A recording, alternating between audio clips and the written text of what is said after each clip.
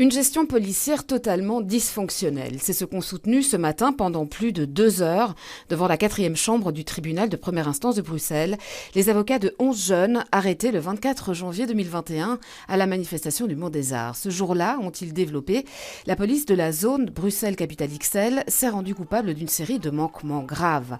Le recours à la technique du confinement qui consiste à encercler indistinctement une série de personnes en vue de les arrêter et tout ce qui s'en est suivi. On dénonce également les arrestations qui ont eu lieu dans des conditions particulièrement indignes, avec une privation de sanitaire pendant de nombreuses heures, des personnes qui ont dû rester pendant des heures dans des cellules sans chauffage. Ce sont des choses dont on espère obtenir ici une décision qui dit que c'est illégal d'arrêter des gens dans ces circonstances-là et ça ne doit plus se reproduire. Ce qu'on attend de ce procès, c'est de dénoncer en fait des pratiques qui sont beaucoup trop courantes, le recours à la NAS qui n'est pas encadré en droit belge. Donc il faut arrêter cette technique de NAS ou au minimum l'encadrer, mais de notre point de vue, il faut l'arrêter. Et le profilage ethnique, il est dénoncé depuis des années par les associations, on sait qu'il a lieu. Là, ils sont pris la main dans le sac, on a la preuve que ça a eu lieu, il faut que ça s'arrête et qu'il y ait une vraie réflexion au sein de la police sur cette pratique. Le profilage ethnique, son client, mineur au moment des faits, en a été victime, soutient Maître Selma Ben Khalifa.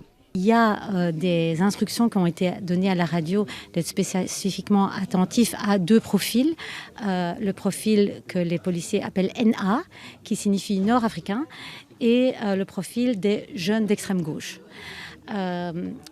Mon client est clairement ce qu'on peut appeler un profil nord-africain aux yeux de la police. Du côté de la partie adverse, Maître Laurent Kennes, pour le bourgmestre de la ville de Bruxelles, Philippe Claus, estime que celui-ci ne porte aucune responsabilité. Le bourgmestre ne décide pas d'arrêter telle ou telle personne. Ça ne relève pas de sa fonction. La deuxième chose, c'est que l'argumentation qui est développée, elle est juridique. C'est-à-dire qu'il n'y a pas de responsabilité civile, je prends une responsabilité civile, du bourgmestre pour des décisions qui sont prises par d'autres que lui ou pour des actes qui sont posés par d'autres que lui. Or, essentiellement, ce qui est discuté, ce qui est reproché, ce sont des actes individuels qui ont été posés par un certain nombre d'agents. Les avocats de la zone Bruxelles-Capitale-XL qui ont entamé leur plaidoirie ce matin n'ont pas souhaité répondre à nos questions, préférant attendre la fin de leur développement, attendu pour demain matin.